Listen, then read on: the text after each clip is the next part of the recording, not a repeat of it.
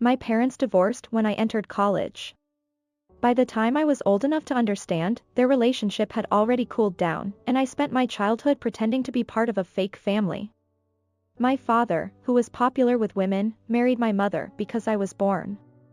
He often said that if I hadn't been born, he wouldn't have married her, and he didn't even try to hide his infidelity. On the other hand, my mother, who was pregnant with me, was forced to drop out of college by her grandparents and was forced to become a housewife. She resented this and cried every time my father cheated on her, but she wouldn't let me get close to her. As a result, I grew up as a cold child, so when my father and mother divorced, I thought it was a good thing. I explained that if I could get the tuition and half of the living expenses for my 4 years of college at once, I would be independent from then on. My father went to his new wife and children. My mother went abroad. Now I live with my husband, who is 4 years older than me, and my 3-year-old daughter. My husband was originally my senior at the same company. For me, who had a bad past, I expected that my relationship with him would not last long. However, he tried to date me as an equal, and I felt like I understood the feeling of liking someone for the first time. When he proposed, I was happy, but I was more scared. However, my in-laws quickly dispelled my worries. My in-laws are my parents-in-law and my sister-in-law of the same age as me. My father-in-law is a stepfather to my husband. If I tell them that there is a low possibility that both of my parents will attend the wedding even if I get married, and that I am estranged from both sides of my relatives. My father-in-law said, "Well, then I can walk down the Virgin Road with you." And he laughed off. My mother-in-law also said, "I don't care about the form, what's important to me is whether my son will be happy or not." So, he and I got married. Our daughter was born in the 3rd year of our marriage. During that time, my husband changed jobs once and started a business with a friend of my sister-in-law's. Now, he is busy every day as a co-representative of a travel company. At the recommendation of my parents-in-law, I help with the accounting of the company run by my father-in-law. It is a company that my father-in-law and his ex-wife started, but she passed away due to illness. My childless father-in-law devoted himself to running the company as a memento of his wife. Now, it has grown to the point where it has its own building in New York. As a relative of the president, I work hard without relying on him. My father-in-law advised me that it was tough from starting up the company to getting it on track. So, I do everything at home and say to my husband, "We're okay, so take care of your body." Then, my husband said, "Sorry. I'll take care of my body too." The company grew rapidly. Since then, my husband's return home has only been delayed. Until then, we used to go to my parents-in-law's house together once a month, but we hardly go there anymore. I think we should go there even a little because we found out that my mother-in-law is seriously ill. After her husband and my sister-in-law's father died in an accident, my mother-in-law raised her children alone and ran a restaurant. After that, she remarried my father-in-law. My mother-in-law chose palliative care immediately. My father-in-law persuaded her, "Don't give up on surgery." However, in the end, she said, "Please let me decide how to use my remaining time." I reported it to my husband, but he just said, "If Mom decided, neither my sister nor I have the right to interfere."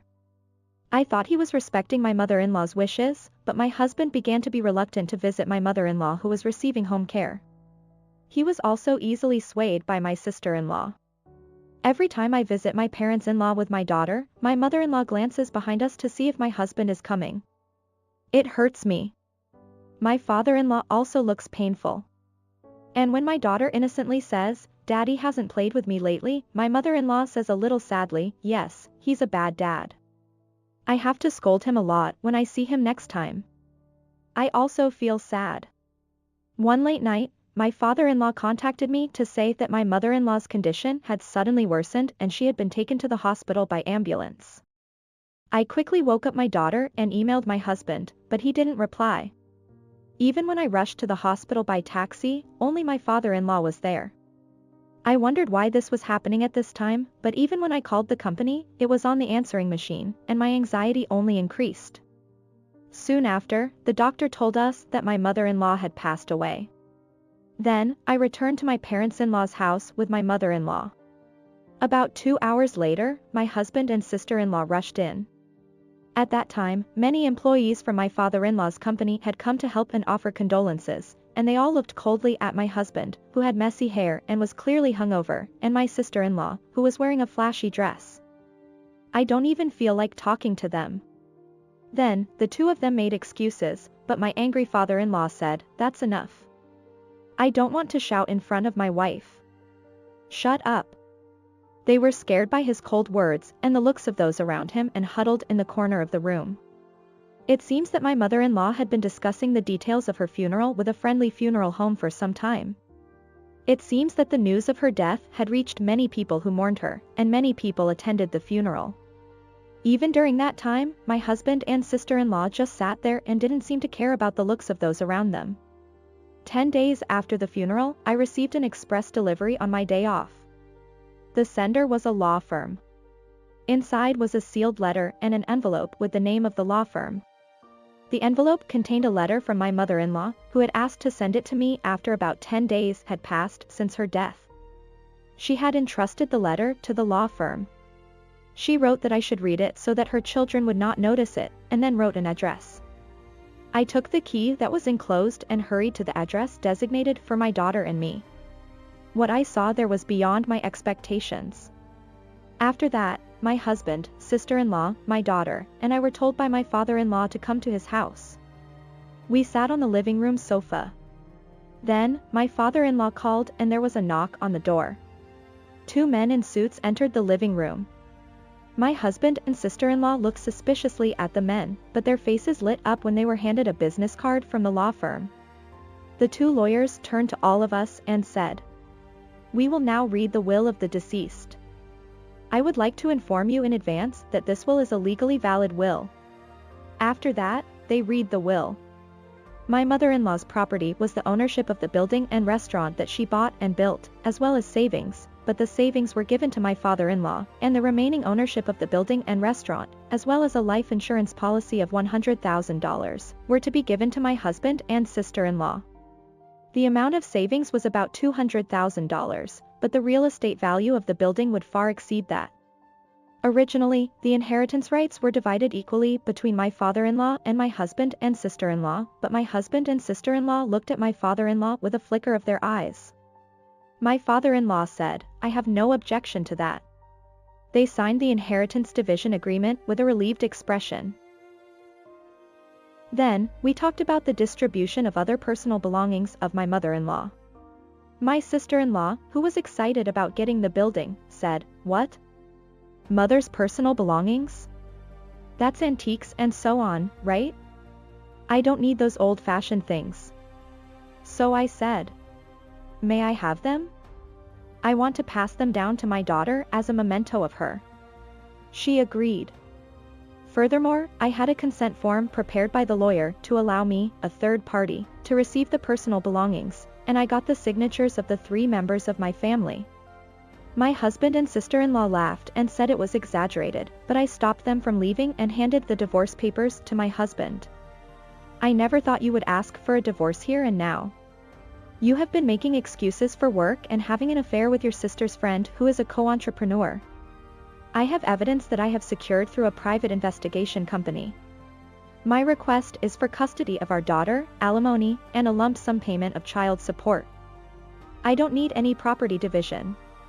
I handed him a list of the calculated amounts of alimony and child support and the divorce agreement that I had prepared with the help of a lawyer.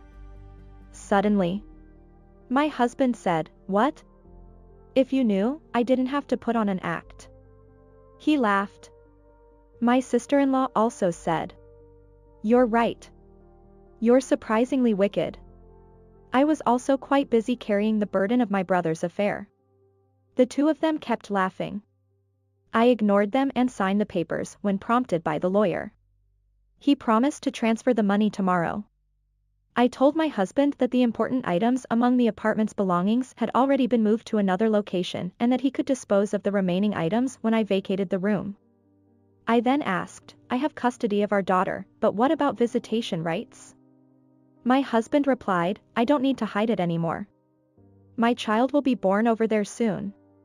So, is it okay for our daughter to say goodbye here with a smirk?" I was about to explode with anger, but my father-in-law calmly said, "Then, it would be better to add that as an additional item in the agreement and get a signature." I followed his advice. My husband and sister-in-law tried to leave. My husband said, "Well, listen to your mother and take care of yourself." He waved his hand and left without looking back. My father-in-law patted my head as I hugged my daughter, who looked puzzled. After that, I confirmed that the promised compensation and child support had been deposited and submitted the divorce papers.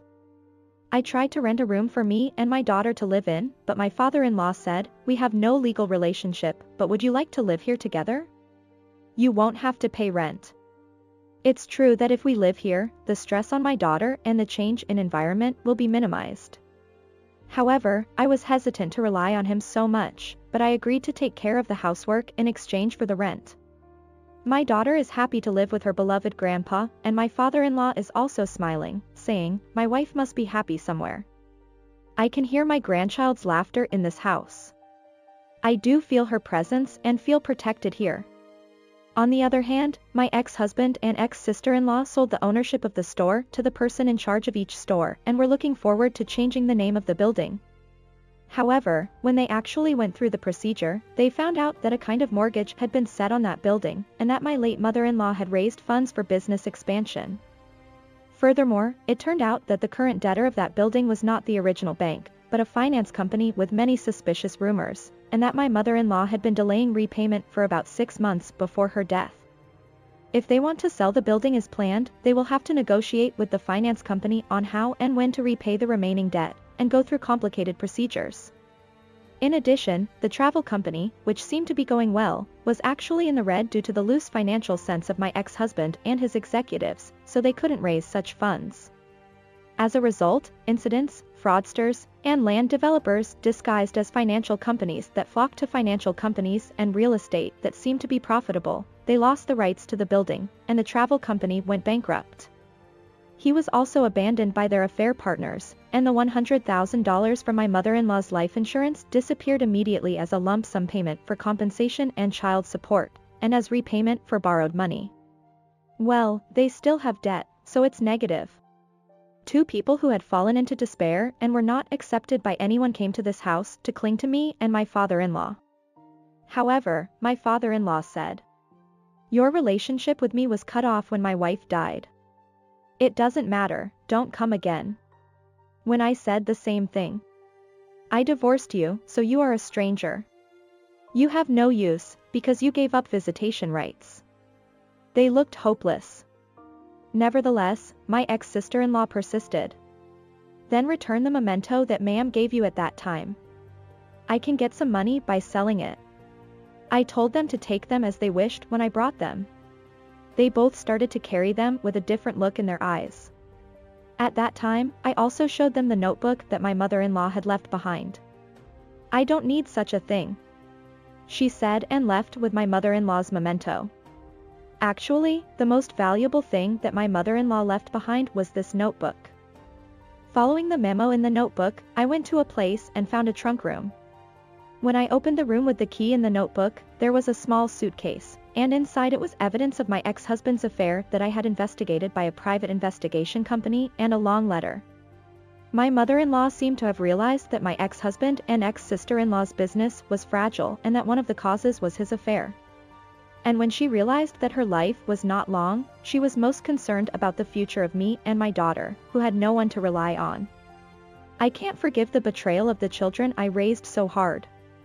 My late husband, the father of my sons, repeated his infidelity during his lifetime, and I cried about it many times. The children who should have known that will do the same thing as their real father. My mother-in-law, who wrote that, wanted to pass on the inheritance to me and my daughter without any trouble after her death, and at the same time, set up a mortgage with a notorious finance company to get back at her children. She seems to have intentionally delayed the repayment of the money raised by the mortgage on the building. I thought about depositing this letter in a bank-safe deposit box, but there is a risk of freezing it as soon as I die, and my children may find it at that time. I'm glad you're reading this notebook. And I hope you and my grandchild will live happily. I couldn't stop crying after reading the letter that ended with that. I showed the letter to my father-in-law, but my mother-in-law had apparently arranged for the same letter to be sent to my father-in-law. Knowing everything, my father-in-law decided to participate in the plan for my mother-in-law, and we accomplished everything according to the plot she drew. While greeting my mother-in-law's photo with my daughter, I spoke to her in my heart. "Mother-in-law, you are an irreplaceable mother-in-law to me forever." My father-in-law's eyes were also moist. While looking back at my mother-in-law's photo again, I said in a loud voice this time, "I'm off. Hurry up or you'll be late." He said. My eyes were also moist.